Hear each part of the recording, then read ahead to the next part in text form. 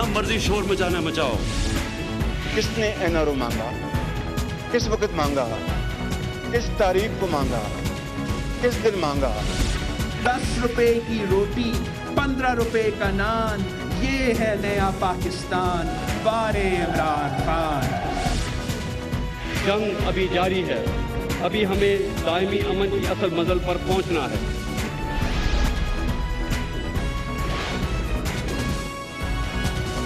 आप देख रहे हैं खबरों, तबसरों और तज्जियात पर मबनी पाकिस्तान का सबसे मोतबर न्यूज शो दुनिया, कामरान खान के साथ। अस्सलाम वालेकुम, मैं हूँ Kamran Khan. Chief justice of Pakistan जनाब जस्टिस साकिब निसार ने आज इंतहाई अहम दिल खराश मौजू की जानिब हुकूमत बल्कि तमाम पाकिस्तान की तवज्जो मबजूल कराई जब उन्होंने 2005 के ज़लज़ला मुतासरीन केस में हुकूमत पर शदीद बरहमी का इज़हार करते हुए याद दिलाया कि ज़लज़ला मुतासरीन के लिए आने वाला पैसा अमानत था जिसमें ख़यानत की गई है। चीफ जस्टिस ऑफ पाकिस्तान ने कहा कि वज़ीर आज़म साहब जाएँ और जाके वहाँ के हालात देखें। अगर बालाकोट शहर ना बना तो मुतासरीन के साथ मिल के खुद एहतजाज करूँगा। 13 साल कबल बालाकोट और मनसेरा समेत केपी के बालाई इलाकों और आज़ाद कश्मीर में क़यामत खेज़ ज़लज़ला आया था। आपको याद होगा 90,000 से ज़ायद लोगों की जानें गई थी, लाखों घर बेघर हो गए थे और जिसके बहाली के लिए फिर आलमी बिरादरी ने दुनिया भर से पाकिस्तान को बहुत पैसे मिले थे। 5 अरब डॉलर की इमदाद कम अज़ कम पाकिस्तान को मिली थी, लेकिन इस इमदाद का बड़ा हिस्सा ज़लज़ले मुतासरीन तक नहीं पहुँचा और चीफ जस्टिस साकिब निसार ने इस साल 19 मार्च को इस मामले का खुद नोटिस लिया था। 1.5 माह कबल एरा ने ऑडिट रिपोर्ट का मामला एक्शन के लिए वज़ीर आज़म के पास भेजा था, जबकि 25 अप्रैल को अचानक चीफ जस्टिस ऑफ पाकिस्तान ने बालाकोट का दौरा किया था। एक मकसद के लिए यहाँ पे हाजिर हो, मुझसे कुताही आप समझ लीजिए, लेकिन मुझे अंदाज़ा नहीं था कि यहाँ पे बालाकोट में ये जो नई जगह में मुतासरीन के लिए 2005 से कोशिश की जा रही है वो अभी तक मुकम्मल नहीं हुई। मुझे पता चला कि जहाँ पे स्कूलों की फैसिलिटीज़ नहीं है, हॉस्पिटल की फैसिलिटी नहीं है, CCU नहीं है, यानी वो बेसिक फैसिलिटीज़ जो लाइफ के साथ जुड़ी हुई हैं वो नहीं है। लाइफ फंडामेंटल राइट है और हमें फंडामेंटल राइट जो है इन्फोर्स करना है। आज इसी केस की समाअत के दौरान चीफ जस्टिस जनाब साकिब निसार ने रिमार्क्स दिए कि कुदरती आफत से खाते पीते लोग मांगने पर मजबूर हो गए, मुतासरीन अभी तक टीन की छतों में रह रहे हैं। हैरत है कि वज़ीर आज़म वहाँ नहीं गए। चीफ जस्टिस ने कहा कि कुदरती आफात से निपटने के नाम पर फ़ंड्स इकट्ठा करने के लिए एरा बनाई गई थी, लेकिन वो पता नहीं फ़ंड्स कहाँ गए। जस्टिस एजाजुल हसन ने रिमार्क दिए कि तकलीफ दे बात है कि बाहर से आने वाली इमदाद दूसरे प्रोजेक्ट्स में लगा दी गई। ज़लज़ला मुतासरीन की इमदाद मुल्तान मेट्रो और बेनज़ीर इनकम सपोर्ट प्रोग्राम में खर्च कर दी गई। बहुत ही ज़बरदस्त ये एक नाकाबिल यकीन इंकशाफ था जो आज सामने आया। चीफ जस्टिस साकिब निसार ने अटॉर्नी जनरल से पूछा कि हुकूमत बताए कि ज़लज़ले की इमदाद दूसरे प्रोजेक्ट्स में क्यों लगी है। वज़ीर आज़म की तवज्जो इस जानिब भी दिलाएं कि कुछ फलाही तंजीमों का काम नज़र आता है लेकिन हुकूमत ने कुछ नहीं किया है। अटॉर्नी जनरल ने इस मौके पर इस्तदा की कि हुकूमत को 1 हफ़्ते का वक्त दें, मुकम्मल रिपोर्ट जमा करा देंगे। इस मौके पर कायम मुकाम चेयरमैन एरा ने कहा कि 10,500 मनसूबे मुकम्मल किए, एक हफ़्ते का वक्त हमें चाहिए, अदालत को बताएंगे कि मसले का हल क्या है। इस मौके पर चीफ जस्टिस साकिब निसार ने बरहमी का इजहार करते हुए कहा कि आपने कोई एक गुसल खाना भी नहीं बनाया है तो हमें दिखा दें। एरा ने कहा कि 11 साल से कुछ एरा जो है चीफ जस्टिस साहब का कहना यह था कि इसने 11 साल से कुछ नहीं किया है, ना कोई स्कूल बना, ना घर बना है, पता नहीं फ़ंड्स कहाँ खर्च हुए हैं। हमें अपनी अथॉरिटी दिखाने का शौक़ नहीं, चीफ जस्टिस साहब ने याद दिलाया। मगर आइंदा समाअत पर वजाहत के लिए चेयरमैन NDA ज़रूर सामने आए। जनरल उमर को बुलाया गया है। जस्टिस साकिब निसार ने कहा कि सबसे ज़्यादा मोहब्बत देने वाले सूबे के मसाइल का वज़ीर आज़म को इल्म भी नहीं। सब कह रहे हैं कि मेरे दौरे के बाद वहाँ के हालात कुछ बेहतर हुए, फिर कहते हैं कि मैं जुडिशल एक्टिविज़म करता हूँ। चीफ जस्टिस साकिब निसार ने कल भी इस केस की समाअत के दौरान ज़लज़ला मुतासरीन की हालत ज़ार पर सख्त गुस्से का इजहार किया था और कहा था कि क्या ऐसी सर्दी में किसी जनरल या वज़ीर आज़म का बच्चा खुले आसमान तले स्कूल में पढ़ सकता है। ज़लज़ले की इमदाद बजट में डालने से मुल्क की साख ख़राब हुई है। ये मामला वज़ीर आज़म को भी भेजा लेकिन कोई पेशरफ्त नहीं हुई है। बहुत ही अहम दिल खराश मौजू है जिसकी जानिब आज चीफ जस्टिस ऑफ पाकिस्तान ने हुकूमत की तवज्जो मबजूल कराई है और इस सिलसिले में जो ज़रूरी इक़दाम हैं उन्होंने करने का हुक्म भी जारी किया है। इस पर हम बात करते हैं। हमारे साथ मौजूद हैं जनाब सालेह मोहम्मद, मेंबर कौमी असम्बली हैं, पाकिस्तान तहरीक इंसाफ से ताल्लुक़ है, मनसेरा का। बहुत बहुत शुक्रिया सालेह मोहम्मद साहब। بہت ہی دلخراش موضوع ہے یہ بالاکوٹ کے حوالے سے. جو تعمیر نو ہونی تھی شہر کی، اس کے لیے جو سرکاری فنڈ تھے وہ اس کا بالکل یہاں استعمال نہیں ہوا. کیا کرنٹ سٹیٹس ہے اس وقت بالاکوٹ کا؟ جی شکریہ کامران خان. اس طرح کہ 2005 میں جب یہ زلزلہ آیا مانسہرہ میں، بلکہ کشمیر میں، تو اس زلزلے میں صرف مانسہرہ کے 17,000 لوگ وہاں پہ شہید ہوئے.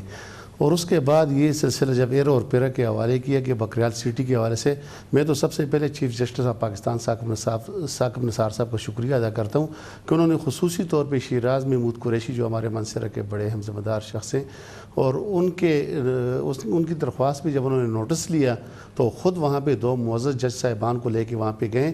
اس کے بعد میں کوئی ایکٹیویٹی دیکھ رہا ہوں کہ جو اس پہ ایرا پیرا بھی حرکت میں آ گئی اور باقی لوگ بھی اس میں حرکت میں آ گئے. ابھی تک جہاں پہ 200 کچھ سکول، 110 تو صرف جو گرلز سکول ہیں، 294 بوائز سکول ہیں، ابھی تک وہ نہ بن سکے. اس کے بعد وہاں پہ جو مین ہسپیٹل ہے بالاکوٹ کا، آج تک وہ مکمل نہ ہو سکا. اب شروع ہو چکا ہے. 13 سال سے جو لوگ وہاں پہ حکومت میں تھے، میں ان پہ حیران ہوں کہ وہ بھی کچھ نہ کر سکے. آج بھی وہاں پہ بالاکوٹ سے لے کے کاغان ناران تک نہ کوئی BHU نہ کوئی RHC مکمل ہوئی، نہ وہ ہسپیٹل مکمل ہوئے، بلکہ وہاں پہ لوگ اور جن کے وہاں پہ گھر ڈیمیج تھے 1,75,000 روپے، ان سے 40% لوگوں کو وہ آج تک وہ نہ مل سکے، وہ پیسے نہ مل سکے. اگر یہ ٹائم پہ ان کو پلاٹ ملتے تو جو مکان وہ 10 لاکھ میں بنا سکتے تھے، آج وہ 50 لاکھ میں نہیں بنا سکتے ہیں. یہ تو میں خصوصی طور پہ چیف جسٹس آف پاکستان کا شکریہ ادا کرتا ہوں کہ انہوں نے اس کو ایکشن لیا. صالح عمر صاحب کے جو بالاکوٹ کے لیے جو باہر سے رقوم آئی تھیں اور جو امداد آئی تھی اور جو حکومت نے جنریٹ کیا تھا، جو بالاکوٹ کے لیے رقم مختص تھی، وہ استعمال نہیں ہوئی پوری طرح سے یا صحیح طرح سے؟ کامران بھی اس پہ تو مجھے افسوس ہے کہ 2009 میں جب پیپلز پارٹی کی گورنمنٹ تھی، پرائم منسٹر آف پاکستان اس وقت یوسف رضا گیلانی صاحب نے اس وقت جو پیسے تھے 55 کروڑ روپے، اس کے پیسے جو ہیں وہ ملتان شفٹ کر دیے ہیں. اس کے بعد 55 کروڑ ڈالر تو 55 کروڑ ڈالر ملتان شفٹ کر دیے. اس کے بعد 35 کروڑ ڈالر بے نظیر انکم سپورٹ پروگرام میں انہوں نے شفٹ کر دیے.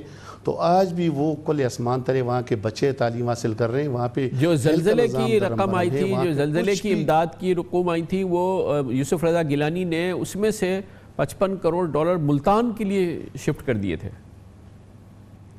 جی 55 کروڑ ڈالر ملتان کے لیے اور 35 کروڑ ڈالر اس وقت بے نظیر انکم سپورٹ پروگرام کے لیے. بے نظیر انکم سپورٹ پروگرام میں 35 کروڑ ڈالر وہ اپنے حق سے محروم. 35 کروڑ ڈالر جی. آج بھی وہ لوگ اپنے حق کے لیے حق سے محروم ہیں. تو وہاں پہ اسکولوں کی حالت، نہ ہیلتھ کی حالت، وہ بکریال سیٹ اسی طرح پڑی ہوئی.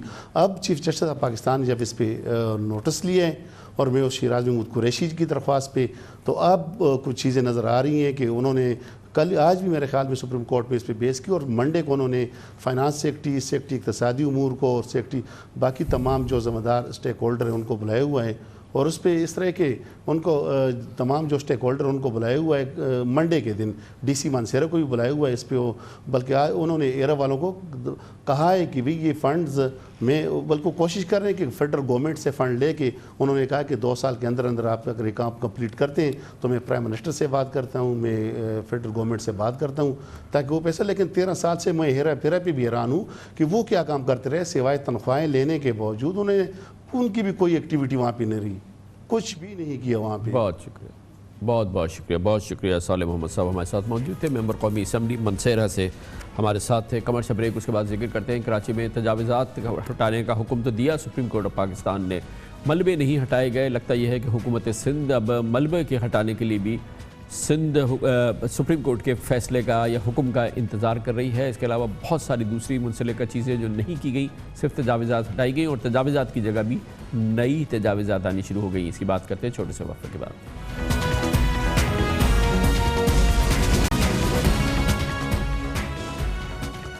Welcome back. Supreme court of Pakistan کے حکم پر کراچی شہر میں تجاوزات تو بھرپور انداز میں اٹھائی گئیں، کیونکہ سپریم کورٹ آف پاکستان کا حکم تھا، اور اس لحاظ سے کراچی کہ مرکز کے علاقے, بہت اہم علاقے تجاوزات سے پاک ہو گئے ہیں. مگر لگتا یہ ہے کہ شاید حکومت سندھ یہ سمجھتی ہے کہ حکم تو صرف تجاوزات کے ہٹانے کا تھا, ملبے ہٹانے کا تو حکم نہیں تھا. ان تجاوزات کے بعد جو ملبے نظر آئے تھے وہ جا بجا نظر آ رہے ہیں. ان علاقوں میں جہاں پہ تجاوزات گرائی گئی ہیں وہاں پہ خوبصورت فٹ پاتھ بننی تھی, وہاں کی بہتری ہونی تھی حالات میں, اور وہاں کے ماحول کو بہتر بنانا تھا. اس کے لیے جو اقدامات کرنے تھے, ان تمام چیزوں سے لگتا ہے کہ سندھ حکومت نے اپنے آپ کو بری ذمہ قرار دے دیا ہے. کئی مقامات پہ ملبے نظر آ رہے ہیں, کئی جگہ پہ فٹ پاتھ بننے تھے وہ نہیں بنے ہیں. اس کے علاوہ کچھ ایسے علاقے ہیں جہاں پہ تجاوزات نہیں بھی ہٹائی گئی ہیں, اور کہا یہ جا رہا ہے کہ ایک بار پھر رشوت ستانی کا بازار ہے. خاص طور پہ جو میونسپل کارپوریشن ہے ساؤتھ کی, D M C south Karachi کے علاقے میں, یہاں پہ تجاوزات اب بھی نظر آ رہی ہیں, اور یہ بھی بڑی دلچسپ بات ہے. حکومت سندھ بہرحال اس پورے معاملے سے اس نے اپنے آپ کو ایسا لگتا ہے کہ لا تعلق کر لیا ہے, یا یہ کہ اس وقت وزیر اعلیٰ سندھ سید مراد علی شاہ, ان کے وزراء, ان کی حکومت کے لیے کچھ اور مسائل ہیں اور کوئی اور بحران ہے جس کے لیے ان کا وقت جو ہے وہ اس طرف زیادہ لگا ہوا ہے. اس وقت کراچی کی صورتحال تجاوزات کے بعد کیا ہے, اور کچھ ایسے مقام بھی ہیں جہاں پر تجاوزات تو ہٹ گئی ہیں مگر پھر دوبارہ تجاوزات بننی شروع ہو گئی ہیں. اس کے بارے میں ہم آپ کو دکھاتے ہیں خصوصی رپورٹ جو ہمارے نمائندے خصوصی مونس احمد نے ترتیب دی ہے. جی اس وقت جہاں میں موجود ہوں یہ ہے جامع کلاتھ کا مارکیٹ, اور جہاں پہ میں اس وقت چل رہا ہوں یہ وہ فٹ پاتھ ہے جہاں پہ جامع کلاتھ کے علاقے میں فریم مارکیٹ کے نام سے بڑی تعداد میں دکانیں قائم کر دی گئی تھی. لیکن ایک بڑا مسئلہ وہ یہ نظر آ رہا ہے کہ یہاں پہ مسمار کرنے کے بعد بھی جو ملبہ ہے وہ نہیں اٹھا ہے. آپ دیکھ سکتے ہیں یہاں پہ گاڑیاں پارک ہونا شروع ہو گئی ہیں, بہت سارے جو ٹھیلے ہیں وہ یہاں پہ دوبارہ لگنا شروع ہو گئے ہیں, جس کی وجہ سے نہ صرف اس وقت ٹریفک جام ہے بلکہ جو دکاندار یہاں پر موجود ہیں وہ یہ کہتے ہیں کہ اس جامع کلاتھ میں ٹریفک جام کا مسئلہ کم از کم حل نہیں ہو سکا ہے. یہاں پہ ملبہ پڑا ہوا ہے, اس میں لوگوں نے کچرا پھینکنا شروع کر دیا ہے جو کہ دوہری اذیت کا سبب ہے, اور اسی وجہ سے یہاں پہ آپریشن کرنے کا جو فائدہ حاصل کیا جانا تھا وہ کم از کم اب تک لوگوں کو نہیں مل سکا ہے.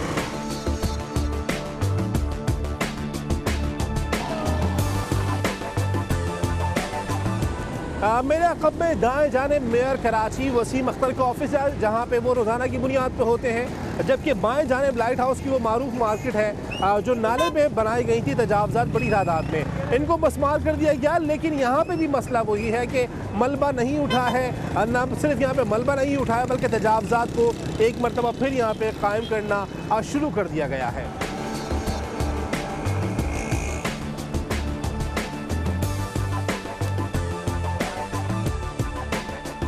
اور اس وقت میں موجود ہوں شہر کا سب سے بڑا اگر ہول سیل مارکیٹ اس کو کہا جائے, بولٹن مارکیٹ تو غلط نہیں ہوگا. یہاں پہ تجاوزات کا خاتمہ کیا گیا اور جو بہت ساری یہاں پہ ٹھیے تھے ان کا خاتمہ کیا گیا. لیکن اب ہم دیکھ رہے ہیں کہ بہت ساری جگہوں پہ فٹ پاتھ پہ بھی جو تجاوزات ہیں وہ قائم ہیں, بلکہ جو بیچ میں ٹھیے مختلف جگہوں پہ لگنا ختم ہو گئے تھے ان دنوں وہ بھی دوبارہ قائم کر دیے گئے ہیں. جو حکام ہیں وہ کہتے ہیں تقریباً 2 ماہ میں 50,000 تجاوزات, جس میں سن شیڈز دکانوں کے اوپر جو لگنے والے ہیں وہ اور جو غیر قانونی دکانیں ہیں وہ ملا کے تقریباً 50,000 تجاوزات کا خاتمہ کیا گیا ہے, اور شہر کے 6 اضلاع میں 6 اضلاع میں یہ کارروائیاں کی گئی ہیں. لیکن در حقیقت جو ان کا فائدہ ہونا چاہیے تھا اس میں تو بہت زیادہ ہمیں فائدہ نظر نہیں آ رہا.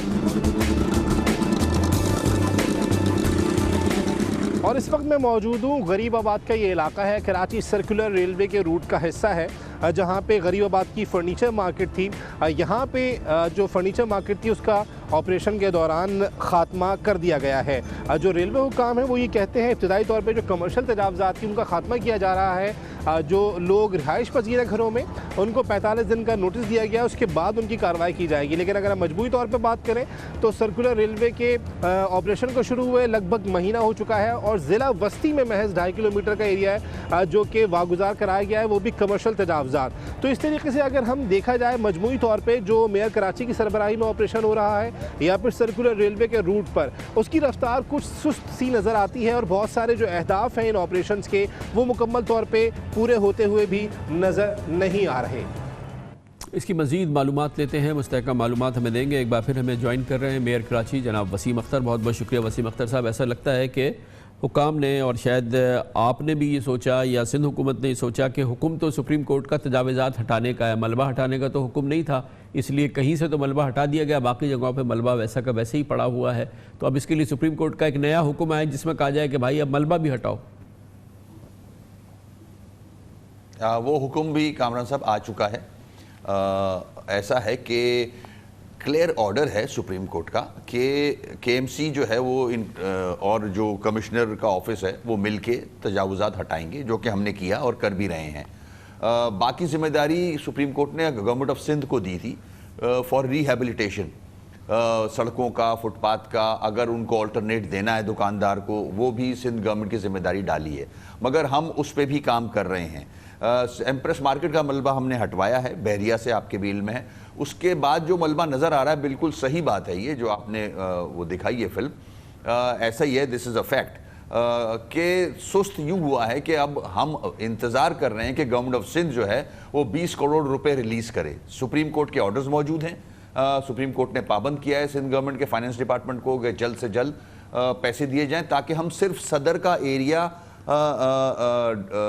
ریہیبلیٹیشن کریں, اس کی سڑکیں اور فٹ پاتھ بنائیں اور ملبہ ریموو کریں وہاں سے. جیسے لنڈا بازار کا ملبہ پڑا ہوا ہے اور بہت ساری مارکیٹوں کا ملبہ پڑا ہوا ہے. ہمیں وہ پیسے ملیں گے تو ہم مشینری کرائے پہ لے کے یہ ملبہ ہٹائیں گے. جہاں تک کے ایم سی کی جو مشینری ہے وہ ہم استعمال کر کے جہاں جہاں سے ہٹا سکتے ہیں ہٹا رہے ہیں, مگر ابھی بھی بہت زیادہ ملبہ باقی ہے. ہماری جیسے آپ نے کہا تو یہ تو پابندی سپریم کورٹ نے پابند کیا حکومت سندھ کو, وہ آپ کو پیسے دے نہیں دے کچھ کرے, ملبہ تو ہٹائے نا, یہ صفائی تو کرے اور اس کو ریہیبلیٹیٹ کرے, نہ دے آپ کو پیسہ مگر یہ تو کرے. مگر اس وقت سٹیٹس کیا ہے, حکومت سندھ کیا کہتی ہے؟ دیکھیں, میری سعید غنی صاحب سے بھی بات ہوئی ہے اور ہم نے نوٹ بھی موو کیا ہوا ہے کہ ہمیں فنڈز دیے جائیں, اور میں نے ان کو بھی کہا ہے کہ آلٹرنیٹ کے لیے ہم نے کمیٹی بھی فارم کی تھی, سی ایم صاحب نے کمیٹی فارم کی تھی, مگر واقعی میں اتنا زیادہ انٹرسٹ لگ نہیں رہا جس طرح سے ہونا چاہیے. میں پریشان رہتا ہوں سارا دن, کیونکہ سارے جتنے بھی افیکٹیز ہیں وہ مجھے اپروچ کرتے ہیں, میں ان کو سیٹسفائی کرتا ہوں, ان کو انگیج رکھا ہوا ہے, ان کو اب انشاءاللہ بہت جلد ہم آلٹرنیٹ دینے جا رہے ہیں دکانیں, ساروں کو نہیں, کم از کم 50% کو ابھی پہلے فیز میں دے دیں گے. مگر سندھ گورنمنٹ کے سے اتنا زیادہ مجھے اب جو میں دیکھ بھی رہا ہوں کہ انٹرسٹ لگ نہیں رہا. انٹرسٹ ہونا چاہیے, کراچی کی سڑکیں کشادہ ہوئی ہیں, ان کو ریہیبلیٹیٹ کرنا چاہیے, موقع سے فائدہ اٹھانا چاہیے. ہم نے سپریم کورٹ کے آرڈر کو امپلیمنٹ کرنے کے لیے محنت سے پوری ٹیم نے کام کیا ہے اور کراچی کو ایک اچھی شکل دی ہے, تو اس کو آگے بڑھانا چاہیے, اس موقع سے فائدہ اٹھائیں. اور گورنمنٹ آف سندھ کی ذمہ داری بنتی ہے کہ ان کو آلٹرنیٹ بھی دیں جہاں بھی دے سکتے ہیں دکانداروں کو, اور کراچی کی سڑکیں اور فٹ پاتھ بھی بنانا شروع کر دیں. ذمہ داری میری ہے, اگر مجھے فنڈز دیں گے کے ایم سی کو مطلب, تو ہم کر سکتے ہیں وہ کام. اور سپریم کورٹ کا آرڈر موجود ہے کہ کے ایم سی کو 20 کروڑ روپے فوراً دیے جائیں صدر کی ریہیبلیٹیشن کے لیے اور ملبہ ہٹانے کے لیے. اچھا, تو وہ ابھی تک پینڈنگ ہے, ابھی تک انکروچمنٹ کے خلاف کیمپین ہے, اس کا کرنٹ سٹیٹس کیا ہے اور اگلے میجرز کیا ہیں؟ اب یہ مزید کہاں سے انکروچمنٹ اب ہٹائیں گے, یہ سب ہٹ گئی ہیں؟ اب جو زولوجیکل گارڈن ہے, جسے گاندھی گارڈن یا کراچی زو, اس کے چاروں طرف گارڈن پہ دکانیں بنی ہوئی ہیں, وہ ریموو کرنی ہیں. وہ میرے خیال میں یہ کمنگ سیٹرڈے کو اس کا آپریشن ہے, اس کو ریموو کریں گے. اس کے بعد لی مارکیٹ ہے. یہ 2 مارکیٹس رہ گئی ہیں ہماری ابھی, جو ایمینٹی پلاٹ پہ دکان کمرشل ایکٹیویٹیز ہیں, جس کا آرڈر سپریم کورٹ نے دیا ہے کہ اس کو یہاں سے ریموو کیا جائے. اور سرکولر ریلوے کی کیا پوزیشن ہے؟ دیکھیں, سرکولر ریلوے زیادہ تر جو ہے وہ ریلوے ڈپارٹمنٹ اور کمشنر آفس دیکھ رہا ہے, اس میں بھی کام جاری ہے. ظاہر ہرڈلز ہیں, بالکل ہرڈلز ہیں. وہاں فیملیز رہ رہی ہیں, گھر بن گئے ہیں, تو اس کے لیے سپریم کورٹ نے کہا ہے کہ 45 ڈیز کا نوٹس دیا جائے, تو وہ انڈر نوٹس ہیں. جیسے ہی ٹائم پورا ہوگا تو اس کو بھی ریموو کریں گے. بہت بہت شکریہ جناب وسیم اختر ہمارے ساتھ موجود تھے. کمرشل بریک, اس کے بعد ذکر کریں گے. سال 2019 آج شروع ہوا ہے, دہشت گردوں نے آج کا دن چنا حملہ کرنے کے لیے. لورالائی میں, جو کہ بلوچستان کا علاقہ ہے, وہاں پر ایک فوجی تنصیب پہ حملہ کرنے کی کوشش کی گئی ہے, لیکن پاکستانیوں کے لیے اچھی خبر یہ ہے کہ سال 2019 کا پہلا دہشت گرد حملہ بری طرح سے ناکام ہوا ہے. تمام دہشت گردوں کو مار دیا گیا. 4 ہمارے فوجیوں نے اپنی جانیں نثار کیں, جام شہادت نوش کیا.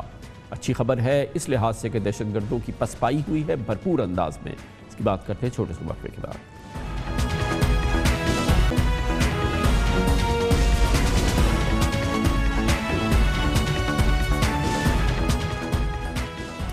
2019 کا پہلا روز اور دہشت گردوں نے آج کا روز چنا کہ وہ دہشت گردی کی کارروائی کریں۔ اس کے لیے بلوچستان کا علاقہ لورالائی اور وہاں پہ موجود ایک فوجی تنصیب کو چنا گیا، لیکن پاکستانیوں کے لیے سب سے اچھی بات یہ ہے کہ یہ حملہ ناکام ہوا ہے۔ دہشت گردوں کو سن 2019 میں ایک بڑے حملے کی کوشش ان کی ناکام ہوئی ہے، انہیں شکست ہوئی ہے۔ دہشت گردی کا 2019 کا پہلا حملہ سخت شکست سے دوچار ہوا ہے اور یہ آج ہوا اس جگہ پہ جو کہ لورالائی کا علاقہ ہے۔ یہاں پہ ایف سی ٹریننگ سینٹر اور رہائشی علاقہ ہے جہاں پر آج صبح حملہ کرنے کی کوشش کی گئی۔ کارروائی کے دوران ایک خودکش حملہ آور سمیت 4 دہشت گردوں کو ہلاک کر دیا گیا ہے۔ اس کارروائی کے دوران 4 جوانوں نے بڑی جواب مردی سے مقابلہ کیا اور جام شہادت نوش کیا۔ آج آئی ایس پی آر نے ایک اعلامیے کے ذریعے بتایا کہ دہشت گردوں نے ایف سی ٹریننگ سینٹر پر حملے کی آج صبح کوشش کی تھی، لیکن فورسز کے جوانوں نے انہیں داخلی دروازے پر روک لیا، وہ اس سینٹر کے اندر نہیں داخل ہو سکے۔ حملے میں ناکامی پر دہشت گردوں نے اندھادھند فائرنگ کی، لیکن جوابی فائرنگ میں 3 دہشت گرد مارے گئے، جبکہ اس کے بعد ایک محاصرہ کیا گیا جس میں آنے پر خودکش حملہ آور نے اپنے آپ کو دھماکے سے اڑایا۔ آئی ایس پی آر نے یہ بھی بتایا کہ شہداء میں صوبیدار میجر منور، حوالدار اقبال خان، حوالدار بلال اور سپاہی نقشب شامل ہیں۔ یہ پاکستان میں دہشت گردی کے خلاف جنگ کے سب سے نئے شہید ہیں۔ سن 2019 میں ان ہمارے بہادر فوجیوں نے جام شہادت نوش کیا ہے۔ لورالائی بلوچستان کے دارالحکومت کوئٹہ سے تقریباً 140 کلومیٹر کے فاصلے پر واقع ہے اور اس کی سرحدیں مغرب میں افغانستان سے ملتی ہیں، جبکہ یہاں کہا ہی جاتا ہے کہ داعش اور ٹی ٹی پی کے دہشت گرد سرگرم ہیں، لیکن یہ وہ علاقہ ہے جو کہ یہ پورا جو خطہ ہے اس کے بارے میں یہ کہا جاتا ہے کہ یہاں پر جو پاکستان کی دشمن خفیہ ایجنسیز ہیں، بھارت کی خفیہ ایجنسی، افغانستان کی خفیہ ایجنسی، وہ افغانستان میں دہشت گردوں کی پناہ گاہیں چلاتی ہیں، دہشت گردوں کو ٹریننگ دیتی ہیں اور اس کے بعد پاکستان میں اس قسم کے حملوں کے لیے استعمال کرتی ہیں ان کو۔ لیکن آج اس سلسلے میں ایک بڑی ناکامی ہوئی ہے ان دہشت گردوں کو لورالائی کے علاقے میں۔ سن 2019 میں پاکستانیوں کے لیے اطمینان کی خبر یہ ہے کہ پاکستان کے جوان، پاکستان کی سیکیورٹی فورسز، افواج دہشت گردی کے خلاف اس جنگ کو جیت رہے ہیں، جیسا کہ آج دہشت گردوں کو شکست فاسق کی صورت میں یہ چیز ہمارے سامنے آئی ہے۔ خبر سے بریک اس دوران پلیز ہیڈ لائن دیکھیں گے، جس کے بعد ہم اپنے پروگرام کے باقی حصے کے ساتھ واپس آتے ہیں۔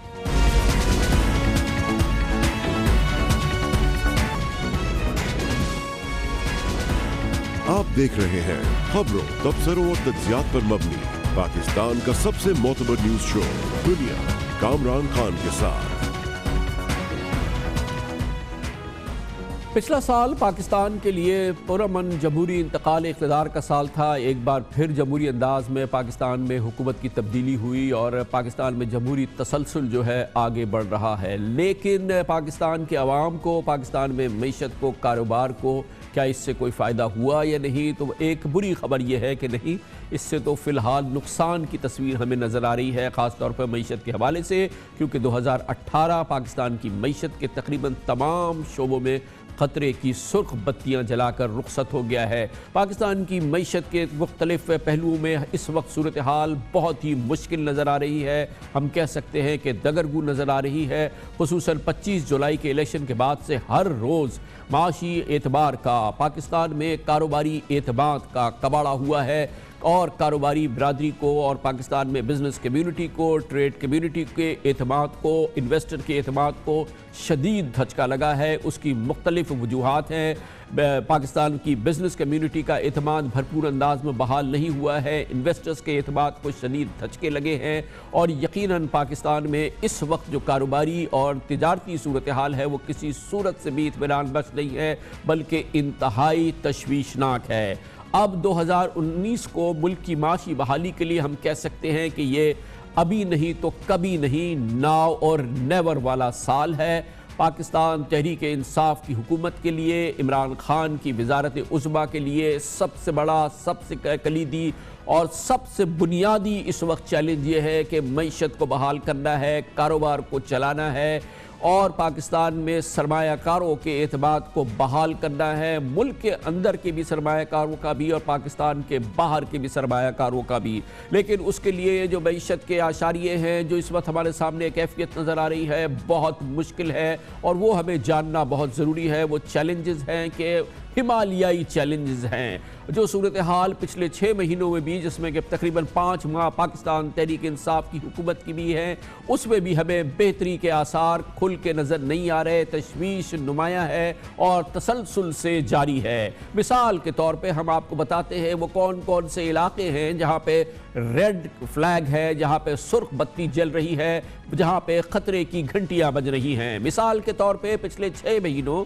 यानी जुलाई से दिसंबर तक पाकिस्तान में टैक्स वसूली FBR के मुकर्ररा टारगेट से तकरीबन 175 अरब रुपए कम रही है। ये पाकिस्तान तहरीक इंसाफ की हुकूमत के पहले 5 महीने इसमें शामिल हैं और ये एक बहुत बड़ा रेड फ्लैग है, ये सुर्ख बत्ती है। पाकिस्तान में टैक्स वसूली जो है वो कम होती जा रही है। पिछले 6 महीनों के दौरान 1960 अरब रुपए के टारगेट के बजाय टैक्स वसूली महज 1784 अरब रुपए रही है। पाकिस्तान के खजाने पे, पाकिस्तान की मईशत पे एक बहुत बड़ा बोझ है और ये बोझ पिछले 5 महीनों में मजीद बढ़ गया है। ये भी एक खतरे की लाल बत्ती है और ये भी एक खतरनाक अमल है।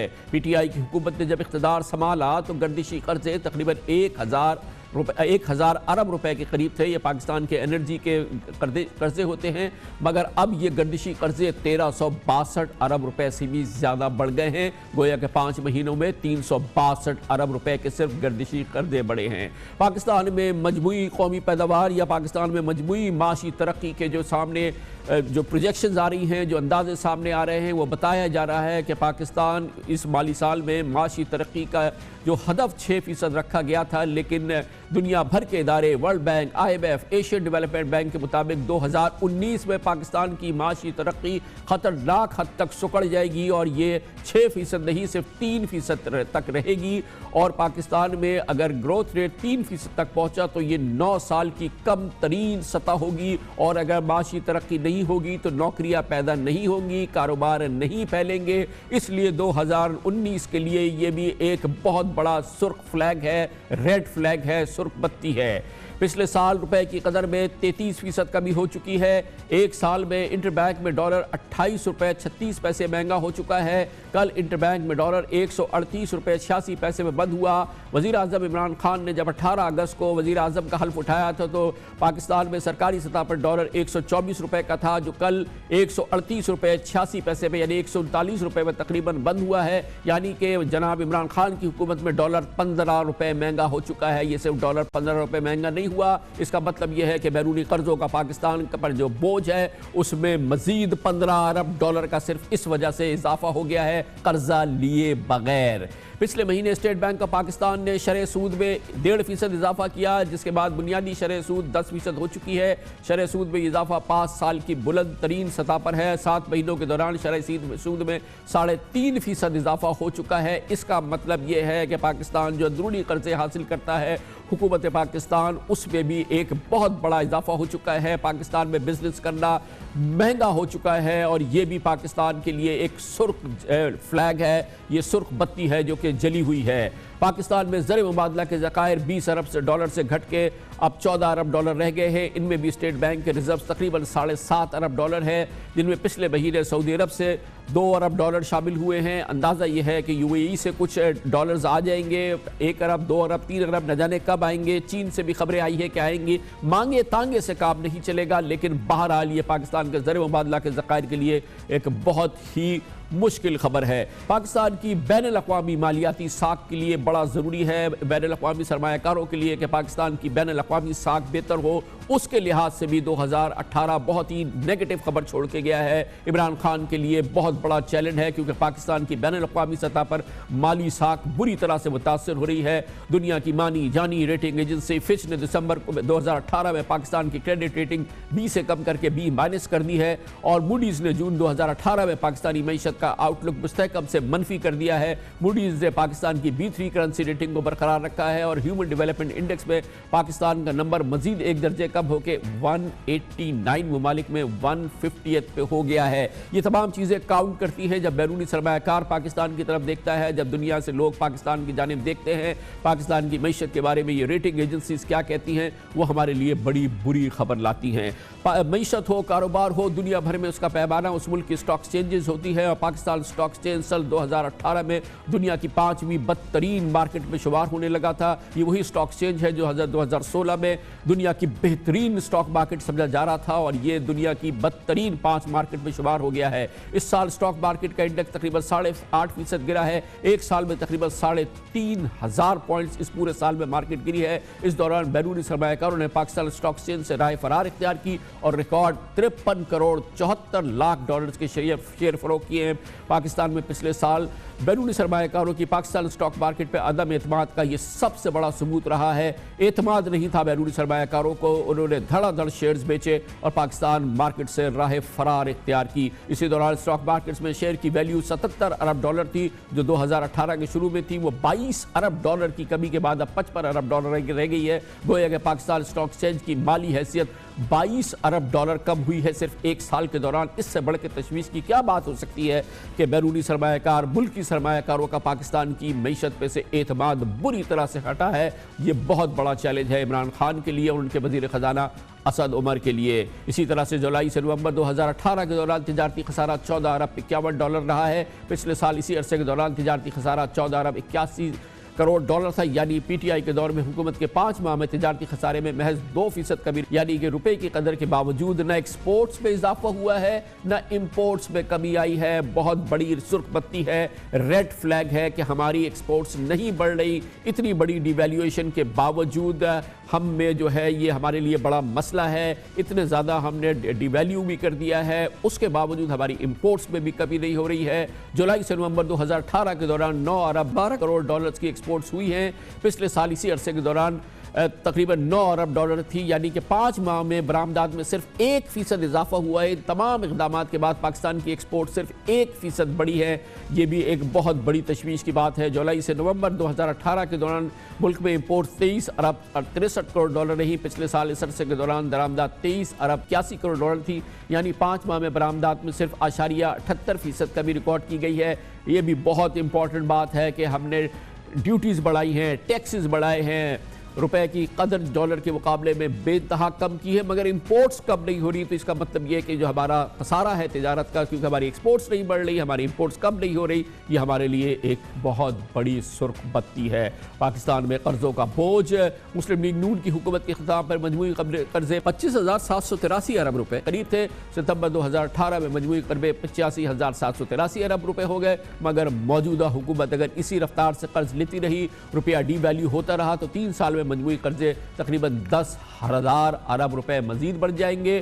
گویا کہ یہ وہ قرضے ہیں جو کہ مسلم لیگ نون حکومت کی 5 سال میں جو شرح تھی وہ اس کو چھو لیں گے۔ شرح سود میں اضافہ اور روپے کی قدر میں کمی کی وجہ سے مجموعی قرضوں میں بیٹھے بٹھائے اضافہ ہو رہا ہے۔ ڈالر مہنگے ہونے کی وجہ سے پچھلے 5 ماہ کے دوران بیرونی قرضوں میں 1500 ارب روپے بڑھ گئے ہیں، جبکہ شرح سود میں اضافے کی وجہ سے حکومت کو جو ملک کے اندر وہ قرضے لیتی ہے اسٹیٹ بینک آف پاکستان سے، دوسرے سورسز سے اس پہ 240 ارب روپے اضافی سود اب حکومت کو دینا پڑے گا۔ یہ مجموعی صورتحال ہے جس کی وجہ سے جولائی سے اکتوبر 2017 میں ایک بہت امپورٹنٹ بات ہے جو بھی آپ کے سامنے ہم رکھ رہے ہیں، ایک بہت سرخ فلیگ ہے، وہ یہ کہ جولائی سے اکتوبر 2017 میں صنعتی ترقی پاکستان میں تقریباً 9.8% رہی ہے۔ تقریباً 10% کے قریب ہماری انڈسٹریل گروتھ ہو رہی تھی، ہماری صنعتیں کام کر رہی تھی، اس میں اضافہ ہو رہا تھا۔ پچھلے سال جولائی سے اکتوبر تک، یعنی کہ اس اکتوبر تک یہ گھٹ کے صرف 0.65% رہ گئی ہے۔ گویا کہ یہ رک گئی ہے، 1% میں بھی پورا اس کا اضافہ نہیں ہوا ہے۔ بہت بڑی تشویش کی بات ہے۔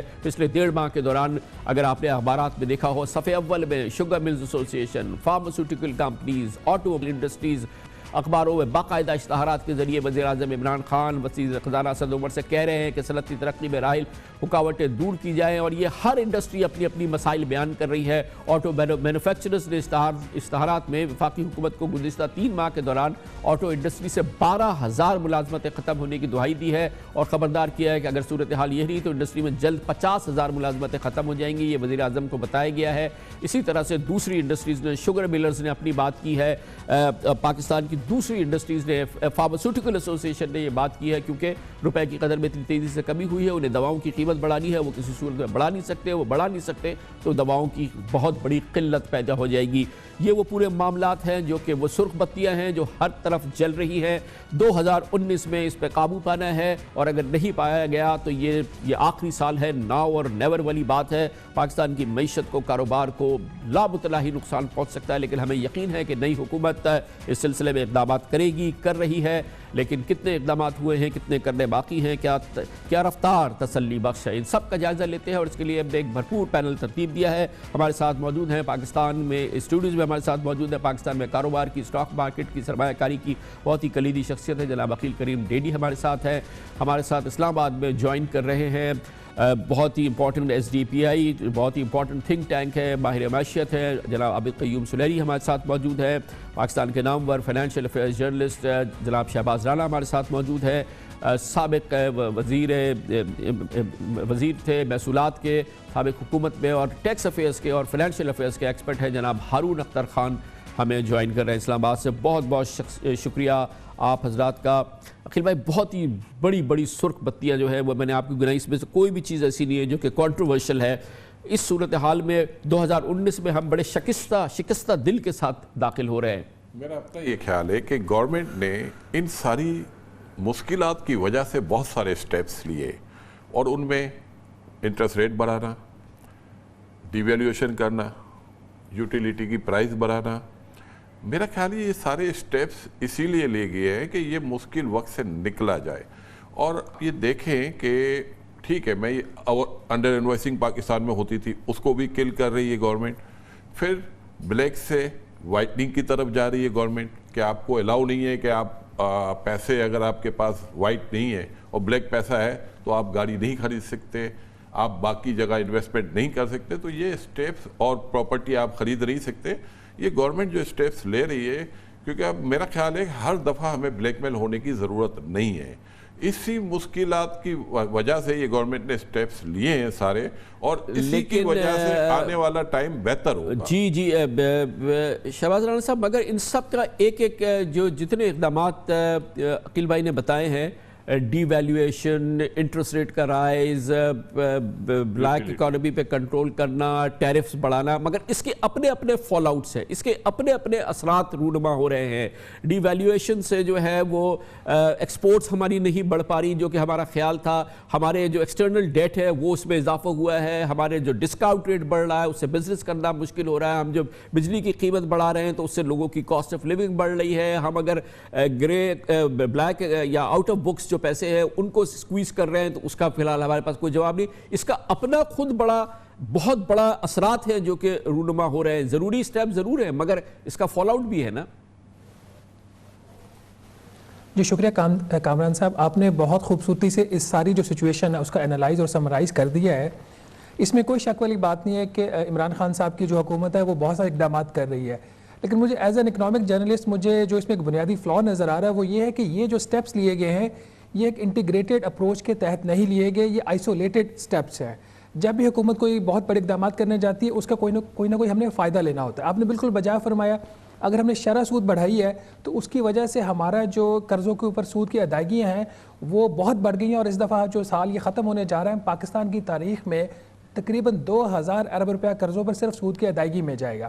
اسی طرح اگر ہم نے ڈی ویلیویشن کی ہے تو برآمدات میں تو بالکل اضافہ نہیں ہو رہا، وہ آلموسٹ اسٹیگننٹ ہے، 1% کی گروتھ ہے باوجود 32% ڈی ویلیویشن کے، لیکن امپورٹس ہماری پھر اس کی وجہ سے بھی مہنگی ہوتی ہیں۔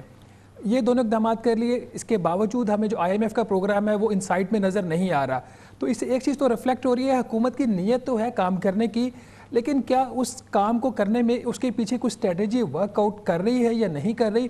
مجھے وہ اسٹریٹجی مسنگ نظر آ رہی ہے۔ وزیر اعظم عمران خان صاحب سے کچھ اکنامک جرنلسٹ کی ملاقات ہوئی تھی جمعے والے دن، تو وہ اس میں بہت آپٹیمسٹک نظر آ رہی تھی۔ یہ جو جتنے بھی آپ نے سوالات اٹھائے ہیں یہ ہم نے ان سے ٹائم چونکہ کم تھا ان سے بات کرنے کی کوشش کی، لیکن وہ جو آپٹیمزم تھی عمران خان صاحب کی، اور اسد عمر صاحب بھی وہاں پہ موجود تھے، اس کے پیچھے ہمیں کوئی ورک پلان نظر نہیں آ رہا تھا جو ہمارے جو خاص طور پر ایکسٹرنل سیکٹر پہ جو مشکلات ہیں وہ ہمیں جولائی 2019 آنورڈز ہمیں وہ تو یہ امپورٹنٹ بات ہے نا کہ آپ کی بلایا تو تھا کہ آپ لوگوں کی بات سوال سنے، ان کی تسلی ہو، اور آپ کی تسلی نہیں ہو رہی تھی ان کے جوابوں سے. سلیری صاحب, انٹیگریٹڈ نہیں ہے یہ تمام چیزیں, جو ضروری سٹیپس بھی کہے جا رہے ہیں, لیکن اس کے فال آؤٹس تو نمایاں ہو رہے ہیں, ان کے فائدے سامنے نہیں آ رہے ہیں. مثال کے 28% ڈی ویلیویشن ہے مگر 1% ایکسپورٹ بڑھی ہے. مثال کے طور پہ اگر ہم ڈی ویلیو کر رہے ہیں لیکن پھر ہمیں ڈیٹ سروسنگ 2000 ارب کی, جیسے کہ شہباز رانا کہہ رہے ہیں 4000 ارب روپے کے ہمارے ریونیوز ہوں گے, 2000 ارب روپے خالی ہم قرضوں کی ادائیگی, سود کی ادائیگی میں دے دیں گے, ہمارا کام کیسے چلے گا؟ تو یہ پورا ایک انٹیگریٹڈ پلان نظر نہیں آ رہا ہے, یہ ہیپ ہیزرڈ چیزیں نظر آ رہی ہیں. کیا آپ ایگری کریں گے؟ میرا خیال ہے پارشلی اس سے ایگری کیا جا سکتا ہے. 2018 جو ہے وہ ایک بڑا عجیب قسم کا سال تھا. عام سالوں میں تو آپ کی پولیٹیکل ٹرانزیشن ہوتی ہے, ایک سٹیبل گورنمنٹ کے بعد کیئر ٹیکر سیٹ اپ اور ایک نئی حکومت. لیکن 2018 کو اگر آپ دیکھیں تو شاہد خاقان عباسی صاحب کی حکومت کو بھی آپ ایک سٹیبل حکومت نہیں کہہ سکتے. تو وہ پی ایم ایل این کی حکومت بھی دو ٹکڑوں میں بٹ گئی, اور اس کی وجہ سے بھی یعنی شاہد خاقان عباسی کو بھی سمجھنے میں, اور جو انہوں نے کریکٹیو میئر لیے انہوں نے بہت درست کیا کہ جنوری میں آتے ہی روپے کو تھوڑا سا اس کا ایکسچینج ریٹ جو ہے وہ ریئل افیکٹو بنانا شروع کر دیا, ریگولیٹری ڈیوٹیز جو تھیں وہ لگانا شروع کر دی. سر ہم سیاسی بات نہیں کر رہے ہیں, ہم تو صرف اکنامک چیلنجز کی بات کر رہے ہیں. کوئی سی بھی حکومت ہم تو میں صرف اسی پہ بات کر رہا ہوں. اب اگر ہم 2019 میں آج دیکھیں تو مجھے پاکستان کی اکانومی جو ہے یہ ایک ایسا خدا نخواستہ پیشنٹ لگتا ہے جس کو میڈیکل ٹرمنالوجی میں سنڈروم کہتے ہیں. اگر آپ ڈائبٹیز ٹھیک کرنا شروع کرتے ہیں تو پتہ چلتا ہے کہ ہارٹ پہ سائیڈ افیکٹ ہو رہا ہے, ہارٹ کو ٹھیک کرنا جاتے ہیں تو لیور پہ ہو رہا ہے, لیور کو ٹھیک کرتے ہیں تو کڈنیز کا مسئلہ آ جاتا ہے. تو آپ سے متفق کتنا اس حد تک تو میں ہوں کہ یہ انٹیگریٹڈ اپروچ جو ہے وہ فی الحال کام کرتی نظر نہیں آ رہی. لیکن میرے خیال میں جو سب سے زیادہ اس میں پرابلمٹک سچویشن ہے وہ ہے جو اس میں ایک امبیگوٹی ہے ابھی تک کہ ہم نے آئی ایم ایف کے پاس جانا ہے یا نہیں جانا. یعنی حکومت کے باقی تمام اقدامات سے میں بالکل اس کو انڈورس کر رہا ہوں کہ روپے کو واقعی ڈیپریشیٹ کرنا چاہیے تھا. اس کے علاوہ انرجی سرکولر ڈیٹ ختم کرنے کے لیے بجلی کا ٹیرف بڑھانا بھی ضروری تھا. یہ بھی ضروری تھا کہ فیول کی ساری سبسڈی پاس آن نہ کی جائے. گو کہ عالمی منڈی میں تیل کی قیمتیں کم ہوئیں لیکن تھوڑا سا کشن رکھا جاتا. یہ سب چیزیں اپنی جگہ درست ہیں, لیکن اس وقت مارکیٹ سینٹیمنٹس تبھی ان میں کچھ پازیٹیوٹی آئے گی اگر یہ پتہ چل جائے, یا تو کھل کے کہہ دیا جائے کہ ہمارے پاس اب $8 بلین کا بندوبست ہو گیا. اگر چائنا کے بھی آپ $2 بلین اس میں کاؤنٹ کر لیتے ہیں تو ہم کہتے ہیں کہ جی $8 بلین کا ہمارے پاس بیلنس آف پیمنٹ کا بندوبست ہو رہا ہے, ہم اس سال میں بالکل نہیں جا رہے. یا یہ کہہ دیا جائے کہ ہم جا رہے ہیں. اس وقت ابھی پچھلے ہفتے میری ایک سیالکوٹ میں ایکسپورٹر سے بات ہو رہی تھی جس نے اپنے جو انوائس کے جو پیسے آنے تھے وہ روک رکھے ہیں صرف اس انتظار میں کہ ڈالر کا ریٹ جو ہے وہ مزید ابھی بڑھے گا. تو یعنی وہ لوگ جو کہ اپنے پیسے کے لیے $1 کے پیچھے بھاگ رہے ہوتے تھے اب وہ اپنے امپورٹرز کو منع کر رہے ہیں کہ جی آپ ابھی تک ہمارے پیسے نہ بھیجیں, ہو سکتا ہے کہ پاکستان کا جو کرنسی ہے وہ مزید گر جائے. گویا کہ انسرٹینٹی ہے, گویا کہ غیر یقینی کی کیفیت ہے, اور اصل بات جو ہے مسئلہ جو ہے وہ غیر یقینی ہے. ہارون اختر صاحب آپ بتائیے ٹیکسز کی ایشوز کو اور ٹیکس کے معاملات کے, پاکستان کی جو ریونیو سچویشن ہے آپ بہت ہی اچھی طرح سے سمجھتے ہیں.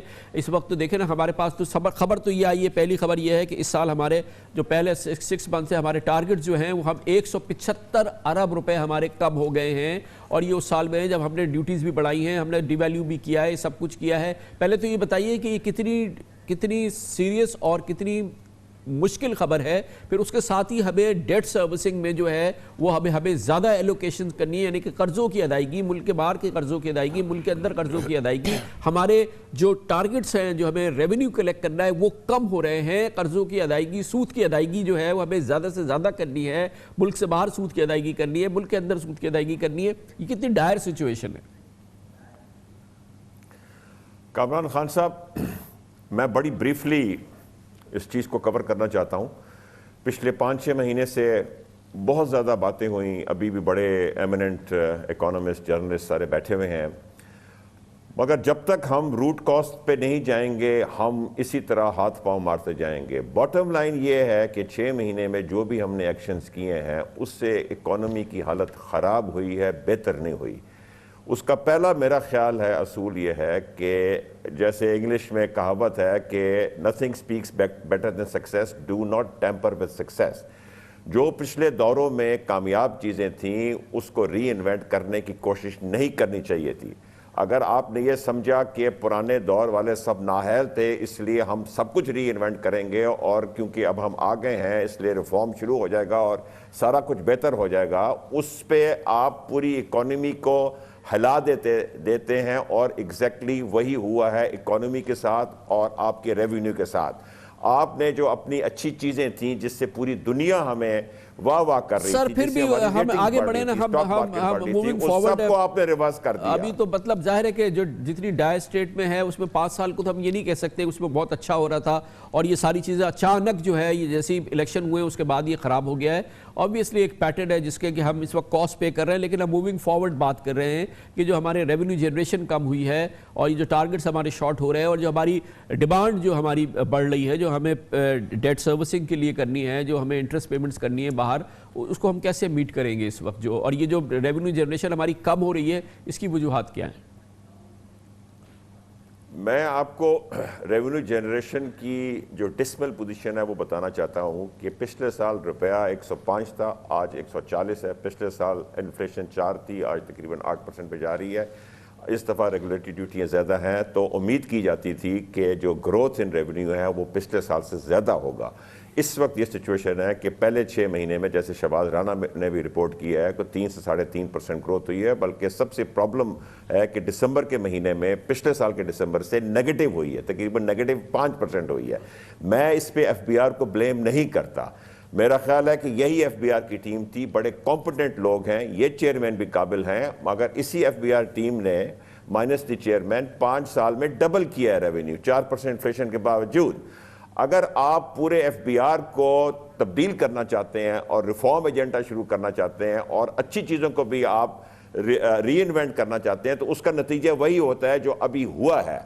اس لیے میں دیکھتا ہوں کہ اگر یہ چیزیں چلتی جائیں گی اور آپ اگر سمجھتے ہیں کہ لوگ تبدیل کرنے سے چیزیں ٹھیک ہو جائیں گی، اور آپ اگر سمجھتے ہیں کہ ٹیکس لگانے سے چیزیں ٹھیک ہو جائیں گی، چیزیں اور خراب ہوں گی۔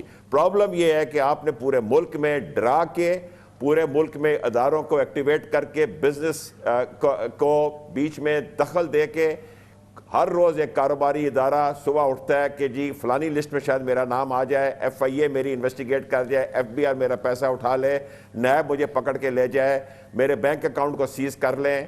اور یہ ان حالات میں، اور جو رئیس کسر ہے وہ اینٹی منی لانڈرنگ ایکٹ کی ایس ٹی آر نے نکال دی ہے۔ کوئی ایسا بزنس گروپ نہیں ہے جو پورے دن اپنے ان معاملات کو ٹھیک کر رہا ہے۔ آپ چوروں کو پکڑیں، مگر چوروں کو پکڑتے پکڑتے پوری بزنس کمیونٹی کو خراب نہ کریں۔ یہ امپورٹنٹ بات ہے عقیل بھائی، یہ ہے نا ایشو، مطلب ایک لوگوں نے پیسے اپنے اندر رکھ لیے اور نہیں یور پوائنٹ ٹیکن ہارون صاحب، یور پوائنٹ ٹیکن۔ یہ بات تو ہے سر کہ سینٹیمنٹس نہیں ہو رہا، ٹرسٹ نہیں آ رہا، کانفیڈنس نہیں آ رہا، لوگ بہت ہی انسرٹن، ایک بڑی گھبراہٹ کی تو کیفیت ہے۔ دیکھیں کامران بھائی، جتنی ہارون بھائی نے باتیں کی، ہم ریگولیٹری ڈیوٹی جو لگا رہے ہیں، ہم اپنی امپورٹ کو کل کرنا چاہتے ہیں، اور ہم یوٹیلیٹی کی پرائز بڑھا رہے ہیں۔ وہ بھی چیز یہ ہے کہ ہم چیزوں کو مہنگا کریں گے تاکہ لوگ اسپینڈنگ کم کریں، تو ظاہری بات ہے اس سے گروتھ ایفیکٹ ہوگی، ٹیکس آپ کا کلیکشن کم ہوگا۔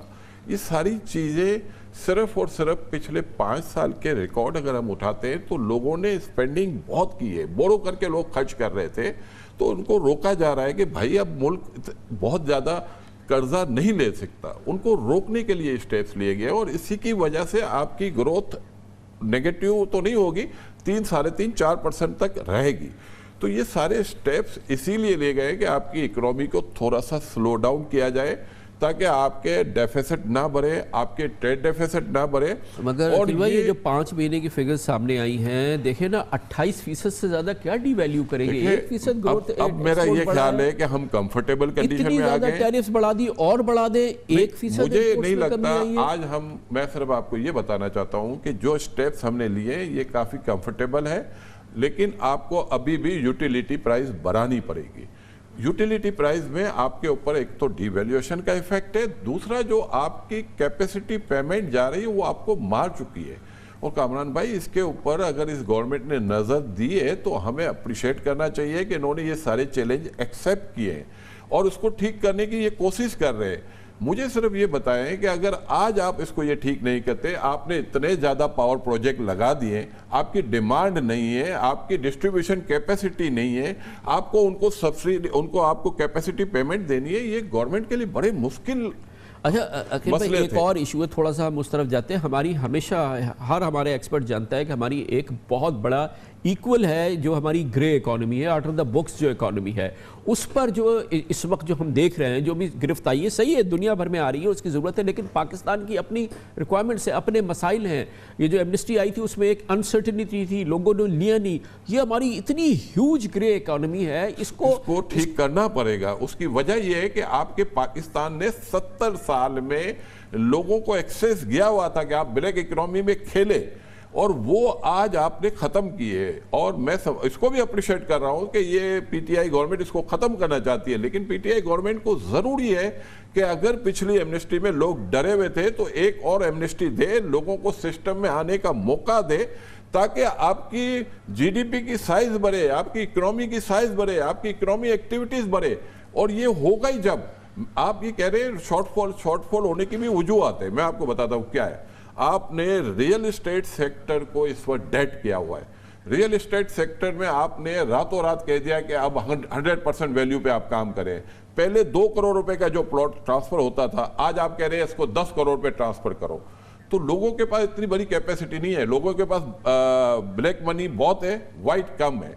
तो उस वजह से वो सब बाहर बैठे हुए हैं, लैंड ट्रांसफर हो नहीं रही है। तो ये चारों सूबों का जो रेवेन्यू ये इफेक्ट जो तामीरात का शोबा है, ये तो बुरी तरह से मुतासिर हुआ है। मुतासिर होना सबसे पाकिस्तान के लिए खतरनाक है, क्योंकि इसके साथ आपकी 60-70 इंडस्ट्री चल रही होती है। सीमेंट सेक्टर इसके साथ चल रहा होता है, टाइल इसके साथ है, पाइप इसके साथ है, स्टील इसके साथ है, और ये पाकिस्तान में इस वक्त काफ़ी ज़्यादा एक्सपेंशन भी है। और शहबाज साहब ये बताइएगा कि जो सबसे बड़ा ख्वाब है पीटीआई की हुकूमत का कि वो 1 करोड़ जॉब्स क्रिएट करेगी और 50 लाख जॉब्स क्रिएट करेगी, और यहाँ पे जो कंस्ट्रक्शन इंडस्ट्री है, जो रियल एस्टेट इंडस्ट्री है, वो तो तबाही की सूरत हाल में। ये जो 1 करोड़ जॉब वाला इमरान खान का ख्वाब है, और 50 लाख घर की तो अब हम कहीं बात भी नहीं सुनते, दूर दूर तक कोई उसकी बात नहीं कर रहा। ये जॉब्स फर्दर क्रिएशन क्या मुमकिन होगी 2019 में कि जॉब्स क्रिएट हो, या जॉब्स हवा में उड़ जाएंगी जो है? अभी भी हमें पता है कि कराची में कंस्ट्रक्शन इंडस्ट्री में बड़ी तादाद में हज़ारों जॉब्स जो हैं वो निकाली गई हैं। बहरिया से निकाला गया है, इमार से निकाला गया है, दूसरी जगहों से लोगों को रोज़ाना रिटर्न, सैकड़ों लोग रोज़ाना नौकरियों से निकाले जा रहे हैं। तो ये जॉब्स कैसे क्रिएट होंगी 2019 में? शहबाज राणा साहब। कामरान साहब, एग्जैक्टली यही सवाल मैंने वज़ीर-ए-आज़म साहब से जुमे वाले दिन पूछा था कि आपने जो इक़दाम किए हैं अभी तक, शरह सूद आप ऊपर लेके गए हैं, और आपके जो दूसरे इक़दाम हैं जिसकी वजह से तरक्की की जो शरह है वो इस साल जैसे आपने फरमाया 3 से 3.5% के दरमियान रहेगी, तो आप नौकरियां कैसे पैदा करेंगे? मैं आपसे बिल्कुल इत्तेफाक करता हूँ। इस वक्त हुकूमत की जो पॉलिसियाँ हैं उससे एक तो बेरोज़गारी में बेतहाशा इजाफा होगा, क्योंकि इसमें जितनी भी पाकिस्तान में स्टडीज़ हैं उसके मुताबिक अगर आपकी सालाना तरक्की की शरह 7 से 8% हो तो आप जो तकरीबन 20 लाख जो नए लोग मार्केट में आ रहे हैं उनके लिए नौकरियां पैदा कर सकते हैं। इससे कम रेट का मतलब यह है कि हम बेरोज़गारी में इजाफा कर रहे हैं। दूसरा, जहाँ तक आपने फरमाया 50 लाख घर बनाने का, इस वक्त शरह सूद 10%। जो हुकूमत ने पिछले हफ्ते पाकिस्तान इन्वेस्टमेंट बॉन्ड इशू किया है वो उसने किया है 13.12% पे। तो इसका मतलब ये है कि जो बैंक्स हैं वो 13% पे हुकूमत को कर्जा दे रहे हैं, तो वो प्राइवेट सेक्टर को कितने पे कर्जा देंगे? 17 या 18% के ऊपर। इसके बाद हुकूमत के पास 2 ऑप्शंस बच जाती हैं, या तो इसको ह्यूजली सब्सिडाइज़ कर दे, जो घर बनाना चाह रहे हैं उसके लिए कर्ज़ों को ये कर नहीं सकते, इनके पास इतनी फिजिकल स्पेस नहीं है। दूसरा ये फिर ये घर बिल्कुल नहीं बनेंगे। तो मैं आपके बिल्कुल इन खदशात को इनको मैं शेयर कर रहा हूँ। ना आपको ये जो हुकूमत नई नौकरियाँ पैदा करती हुई नज़र आएगी, क्योंकि वज़ीर ख़ज़ाना असद उमर साहब ने उस दिन फरमाया था कि जब मुल्क की सर्वाइवल का इशू हो तो जो इकनॉमिक ग्रोथ है वो सेकेंडरी इशू हो जाता है। तो सुलैरी साहब, आप भी एग्री करेंगे कि 2019 में इस सिनेरियो में जॉब्स फर्दर क्रिएशन होना तो बिल्कुल नामुमकिन बात है। जो जॉब्स हैं वो भी हम सिक्योर कर सके तो बड़ी बात होगी, क्योंकि तो ये रिट्रेंचमेंट हो रही है। हम देख रहे हैं, ऑटो इंडस्ट्री कह रही है कि हमारे यहाँ रिट्रेंचमेंट होगी, दूसरी इंडस्ट्रीज अखबारों में इश्तहार दे रही है कि रिट्रेंचमेंट होगी। यहाँ पे हम कराची में देख रहे हैं कि रियल एस्टेट सेक्टर में ज़बरदस्त रिट्रेंचमेंट हो रही है, बिल्डिंग इंडस्ट्री टोटल कोलैप्स कर रही है। तो ये जॉब्स क्रिएट होना तो नामुमकिन बात है, और ये गवर्नमेंट के लिए ये बेरेबल होगा, ये जो प्रेशर आएगा जब अनएम्प्लॉयमेंट इतनी बढ़ेगी तो?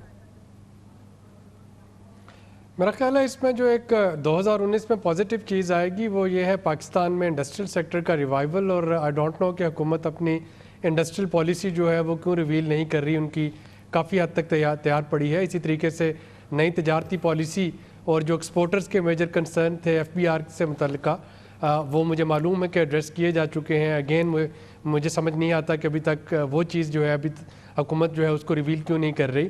جو US اور چائنا کی ٹریڈ وار ہے اس میں پاکستان کے لیے کافی بڑا پوٹینشیل موجود ہے، کیونکہ بہت سی ایسی چیزیں جو کہ چائنا پہلے US سے منگوا رہا تھا اب پاکستان کے پاس اس میں آئے گی، کافی ساری کیپیسٹی بلڈ ہو سکتی ہے کہ پاکستان ادھر جانا شروع کرے۔ تو میرا خیال ہے کہ سب چیزیں جو ہے وہ بری نہیں ہیں، یقینی طور پہ بہت سے ایسے صورتیں ہیں، ایسی چیزیں جن کو کہ حکومت کنٹرول نہیں کر پا رہی ہے، جس پہ حکومت کا انٹیگریٹڈ رسپانس نہیں ہے، لیکن پرائیویٹ سیکٹر میں اور اسپیشلی انڈسٹری میں اسپیشل اکنامک زونز کو اگر ہم دیکھتے ہیں تو وہاں یہ فلسافیکل باتیں ہیں نا، ہمیں گراؤنڈ پہ کیا 2019 میں سب کچھ نظر آئے گا ہوتا ہوا؟ 2019 میں جابز ہماری سکڑیں گی یا پھیلیں گی؟ سمپل سے اس کی بتائیے، جب 3% گروتھ کی بات کر رہے ہیں تو کیا ہوگا؟ دیکھیں پرائیویٹ سیکٹر میں جاب جو ہے وہ یقینی طور پہ انڈسٹریل سیکٹر میں ضرور آ رہی ہوں گی۔ حکومت کو اگر دیکھا جائے کہ شاید پبلک سیکٹر میں حکومت اگر نوکریاں پیدا کر سکے تو حکومت نوکریاں پیدا کرنے کی پوزیشن میں نہیں ہوگی۔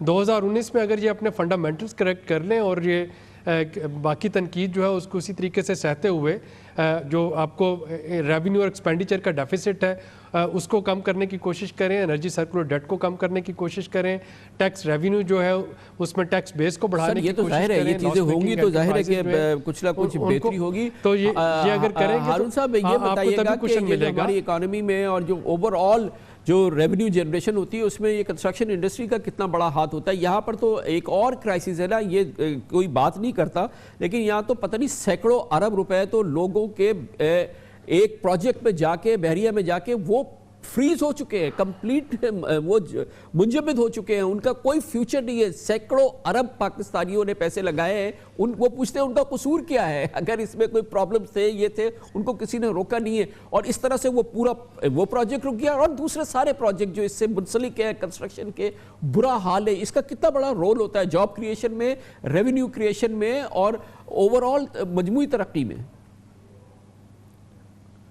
میسو آپ کی ریئل اسٹیٹ جو ہے وہ تقریباً جی ڈی پی کا 11 سے 12% ہے۔ آپ کی اگر جی ڈی پی گروتھ آپ خود فرما رہے ہیں 6 سے 3% ہو جائے گی، انڈسٹریل گروتھ نہ ہونے کے برابر ہے، تو آپ کی جابز کون کریٹ کرے گا؟ آسمان سے آئیں گی؟ ہم امپورٹ کریں گے؟ کہاں سے کریں گے؟ We are going in the wrong direction. Imran Khan صاحب کا ویژن اور خواہش ضرور نظر آتی ہے مگر ان کی ٹیم کا امپلیمنٹیشن مجھے بالکل نظر نہیں آ رہا، اور یہ جو کنسٹرکشن انڈسٹری ہے اس سے 32 انڈسٹریز منسلک ہوتی ہیں۔ ایک اصول ہوتا ہے کہ آپ ٹیکس لگائیں، ڈیٹرنس پیدا کریں، سب کچھ کریں مگر معیشت کا پہیہ نہ روکیں۔ معیشت کا پہیہ تیزی سے گھومنا چاہیے، کاروبار بند نہیں ہونا چاہیے، at the cost of trying to eliminate corruption and bring deterrence. آپ اکانومی کو برباد نہیں کرنا چاہیے جو ابھی ہو رہی ہے۔ میرا خیال ہے کہ پوری ڈائریکشن چینج کرنی پڑے گی اور کچھ ٹیم میں تبدیلی لانی پڑے گی۔ مجھے ابھی نظر نہیں آ رہی، یہ سب وشفل تھنکنگ نظر آ رہی ہے۔ بہت بہت عقیل بھائی، جابز کریٹ کیسی ہے؟ 1 کروڑ جاب کی بات کی تھی عمران خان نے، اور یہ کیا آپ کو پتہ ہے آپ کراچی میں رہ رہے ہیں کتنی جابز جا رہی ہیں؟ لوگ آپ کے پاس آتے ہوں گے عقیل بھائی، نوکریاں گئی۔ جاب کریشن ابھی نہیں ہو سکتی۔ آپ جب مونیٹری ٹائٹننگ میں جاتے ہیں سر، جاب کریشن نہیں، جاب ہولڈ جتنی جاب ہیں وہی تو رکھیں، وہ بھی نکال رہے ہیں، ان کو بھی نکال رہے ہیں۔ دیکھیں آپ اس وقت مشکل ٹائم میں، ٹھیک ہے نا، آپ پاسبل نہیں ہے کہ آپ نئی جابز نکالیں، پاسبل نہیں ہے، کیونکہ جب بھی مونیٹری ٹائٹننگ ہوتی ہے جاب سر یہ عوام کو کون سمجھائے گا؟ یا آپ پبلک کو بولیں گے مونیٹری ٹائٹننگ ہے اس لیے تمہاری نوکریاں ختم، یہ کیسے سمجھ آئے گی سر؟ گروتھ کم ہوتی ہے، اکنامی سلو ڈاؤن کی جاتی ہے۔ یہ آئی ایم ایف نے جو آپ کو یہ باتیں کی تھی وہ آلموسٹ آپ پوری کر چکے ہیں۔ اب اس گورنمنٹ کو چاہیے کہ فردر انٹرسٹ ریٹ نہ بڑھائیں، فردر ڈیویلیوشن نہیں ہونا چاہیے، اور مجھے بھی لگ رہا ہے کہ یہ فردر اب کوئی سٹیپس نہیں لیں گے کیونکہ آئل پرائز گرنے کی وجہ سے ان کے کچھ مسائل حل ہو گئے، کیونکہ ان کے سیل ٹیکس ریونیو بھی بڑھ جائے گا۔ بہت بہت شکریہ عقیل بھائی۔ عقیل کریم ڈیڈی صاحب ہمارے ساتھ تھے، شہباز رانا ہمارے ساتھ اسلام آباد میں تھے، عابد قیوم سلہری اور ہارون اختر خان۔ پاکستان کی معیشت کا بھرپور جو اس وقت جائزہ لے سکتے تھے وہ ہم نے لیا ہے، آگے کی طرف جھانکنے کی کوشش کی ہے۔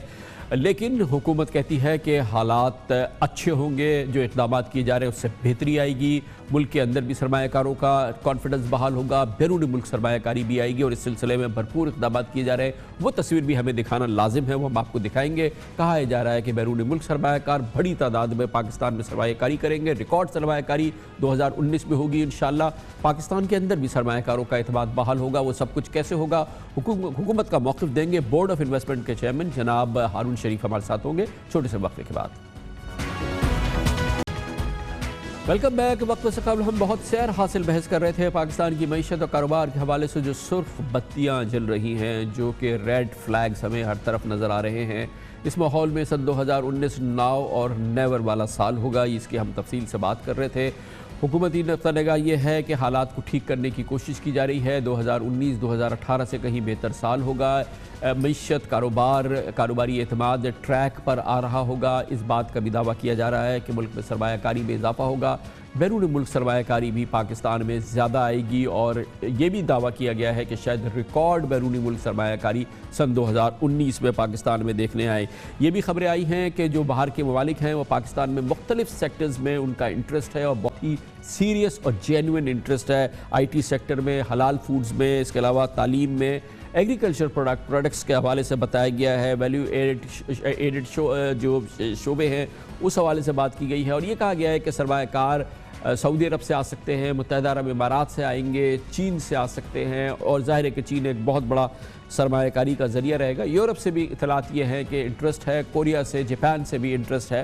اگر یہ سب کچھ ہوگا اور یہ ہونا شروع ہو جائے گا تو یقیناً یہ ایک بہت اچھی پیش رفت ہوگی، لیکن سب سے امپورٹنٹ بات یہ ہے کہ پاکستان کے اپنے سرمایہ کاروں کا، پاکستان کے اپنے انویسٹرز کا، اپنے کاروباری لوگوں کا انٹرسٹ کب جینوئنلی جمع ہوگا، کب جذبات ان کے جاگیں گے، وہ سینٹیمنٹس آئیں گے، وہ پازیٹیو سینٹیمنٹ آئے گی، ان کا اعتماد کب بحال ہوگا، اس کے لیے سب کچھ کیا جا رہا ہے بیرون ملک اور ملک کے اندر، یہ ہم پوچھیں گے۔ اور اس سلسلے میں پی ٹی آئی حکومت اور جناب عمران خان کے سب سے امپورٹنٹ شخصیت ہے سرمایہ کاری کے حوالے سے جناب ہارون شریف، جن کو بنایا گیا تھا چیئرمین بورڈ آف انویسٹمنٹ۔ اس وقت ہمارے ساتھ ایک بار پھر ہارون شریف صاحب موجود ہیں۔ بہت بہت شکریہ ہارون شریف صاحب، لاسٹ ٹائم بھی آپ ہمارے ساتھ تھے اور اب اس میں کچھ مہینے بھی گزر گئے ہیں۔ یہ فرمائیے گا کہ اب لیٹسٹ کیا آپ کے پاس بہتر خبر ہے جو کہ آپ کو کانفیڈنس ہے، جو کہ آپ کو مزہ آئے گا ہمیں سنانے میں، کہ باہر سے مثال کے طور پہ باہر سے ہمیں کیا انٹرسٹ مل رہا ہے جو کہ میٹیریلائز ہوگا، جسٹ انٹرسٹ نہیں ہے، خالی انٹرسٹ نہیں ہے۔ جی کامران صاحب بہت شکریہ، اور یہ آپ نے بہت ہی امپورٹنٹ سوال پوچھا ہے۔ دیکھیے پاکستان جو ہے اس وقت اس خطے میں، جنوبی ایشیا میں، اگر آپ گلوبل اکنامک پرفارمنس 2018 کی دیکھیں تو جنوبی ایشیا کی پرفارمنس تقریباً باقی خطوں سے بہتر ہے، 4.4% ایوریج گروتھ ہے، جبکہ پاکستان کی 5% کے لگ بھگ رہی ہے۔ تو یہ جو لانگ ٹرم یا میڈیم ٹرم سرمایہ کاری ہے، یہ انڈیکیٹرز کو کچھ سالوں کے حساب سے دیکھتی ہے، اور یہ جو دنیا میں اس وقت سرمایہ کار ہیں، خاص طور پہ سوورن ویلتھ فنڈز ہیں اور بڑی کمپنیاں ہیں، وہ ساؤتھ ایشیا کی طرف بہت دلچسپی لے رہی ہیں۔ تو پاکستان میں کیونکہ ایک تو سٹیبلٹی کا سگنل آیا ہے، سیاسی بھی اور جو ہماری سیکیورٹی وائز بھی، دوسرا اس حکومت کا میں یہ ضرور کہوں گا کہ یہ میں نے بہت دیر بعد دیکھا ہے کہ اگر آپ دیکھیے ہمارے وزیر اعظم نے جو 4 یا 5 دورے کیے ہیں، سب کے سب معاشی اینگل سے کیے ہیں اور انویسٹمنٹ پروموشن کے لیے کیے ہیں۔ تو سگنل بڑا کلیئر ہے کہ Pakistan is open for business. جو فورن ڈائریکٹ انویسٹمنٹ ہے وہ ہمیں کیوں چاہیے، میں 1 منٹ لوں گا ایکسپلین کرنے کے لیے۔ دیکھیے پاکستان وہ کا تو بالکل پتہ ہے، ہم اپنا ٹائم ضائع کریں گے، فلسافیکل بات ہے، لیکن اگر جو انٹرسٹ آ رہا ہے، یہ کون نہیں جانتا کہ کس کو نہیں، یو ایس کو بھی چاہیے فورن ڈائریکٹ انویسٹمنٹ، چائنا کو بھی چاہیے، تو باہر کی انویسٹمنٹ تو ہمیں چاہیے۔ لیکن آپ نے کہا تھا کہ 5% ہماری گروتھ ریٹ، لیکن ڈاؤن دا ایئر جس سال میں اب ہم جا رہے ہیں وہاں تو ہمیں 3% کی بات ہو رہی ہے، آگے بھی پتہ نہیں کیا ہوگا۔ ہم تو ہماری ٹریجیکٹری نیچے کی طرف ہے، ہماری ٹریجیکٹری گروتھ کی اوپر کی طرف نہیں ہے، یہ تو واضح ہے نا بات سر۔ دیکھیے ہماری اگر ہم نے انڈسٹریل سیکٹر میں انویسٹمنٹ کو لانا ہے اور ریوائیو کرنا ہے، تو میں آپ کو یہی بتانا چاہ رہا تھا کہ ہمیں جو انویسٹمنٹ کی ڈائریکشن ہے اس کو ریئل سیکٹر میں ڈالنا ہے۔ اب کانکریٹ ایگزامپلز کیا ہیں؟ جب یہ سگنل دنیا کو گیا ہے تو پہلے چین ہمارے ساتھ کام کر رہا تھا، لیکن اب باقی ممالک نے بہت کانکریٹ انٹرسٹ لینا شروع کر دیا. جیسے آپ نے سیکٹرز ابھی بولے تھے، پیٹرو کیمیکلز کا سیکٹر ہے، اس کے علاوہ لاجسٹکس کا سیکٹر ہے، فوڈ کا ہے، اس کے علاوہ کنسٹرکشن کا سیکٹر ہے. تو اس کے اندر کمپنیز اس وقت ہمارے ساتھ MOUs کی سٹیج پر آ چکی ہیں.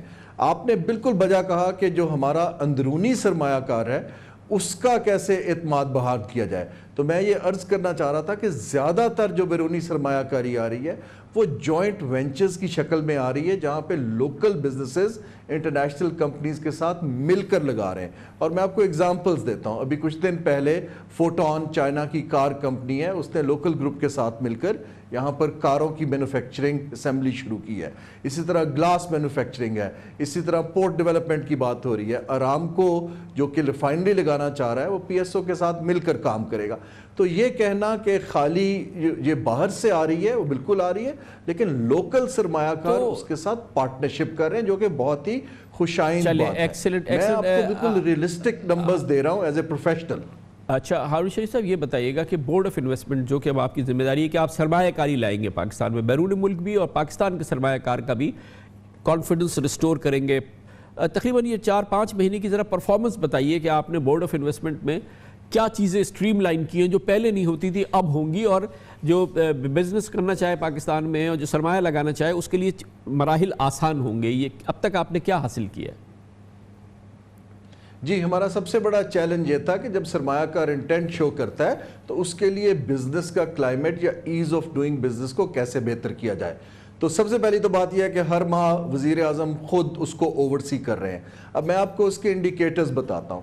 جیسے جب کوئی سرمایہ کار پاکستان میں سرمایہ کاری کرتا ہے تو وہ 47 قسم کے مختلف ٹیکس جمع کروا رہا تھا. اب اس کو ہم نے کمپیوٹرائز کر کے، آن لائن کر کے، ٹیکنالوجی کو یوز کر کے، مجھے انتہائی خوشی محسوس ہو رہی ہے کہ as of today, actually as of yesterday, اس کو ہم نے 47 سے 22 پر لے آئے ہیں، اور ہمارا ٹارگٹ یہ ہے کہ اس کو سنگل ڈیجٹ میں اگلے سال لے جائیں. تو ہم ایک تو یہ کر رہے ہیں. اس کے علاوہ اگر آپ دیکھیے، جب سرمایہ کار کو فیسیلیٹیشن دینی ہے تو بیوروکریٹک ہرڈلز کو گھٹانا ہے. تو اس کے لیے جو ون سٹاپ شاپ کا کانسیپٹ ہے پاکستان میں کہ صوبوں سے بھی کام کیا جائے اور اس میں بھی کیا جائے، تو بورڈ آف انویسٹمنٹ میں اگر کوئی آتا ہے تو کمپنی رجسٹریشن سے لے کر اس کو جو ہم نے لینڈ ایکوزیشن اور باقی پرمٹس دلوانے ہیں اس کے لیے ہم نے علیحدہ ڈیسک کھول دیے ہیں. ممالک کے لیے ڈیسک آفیسر لگا دیے ہیں تاکہ ان کو فیسیلیٹیٹ کیا جا سکے. اور جو پاکستان میں آنا جانا بھی بڑا مشکل ہے نا سر. ہم لوگ ویزاز، ہماری رجیم بڑی خراب ہے، ہمارا مسائل بہت زیادہ ہیں، لوگوں کو آنے میں بڑے شدید مسئلے ہیں. اس پہ بھی کچھ کیا جا رہا ہے؟ جی کامران، اس میں 2 اینگل ہیں. جہاں تک تو بزنس ویزا کی سٹیمپنگ ہے وہ میں نے خود اس کو اوورسی کی ہے اور وزیر اعظم کی ہدایت پر کی ہے. وہ پاکستان میں اتنی مشکل بالکل بھی نہیں ہے، 24 گھنٹے میں بزنس ویزا مل جاتا ہے. جو امیگریشن کے مسئلے ہیں اور یہاں پر فیسیلیٹیشن کے مسئلے ہیں اس کے اندر کافی بہتری کی گنجائش ہے تاکہ انویسٹر کو ایک ویلکمنگ انوائرمنٹ دیا جا سکے.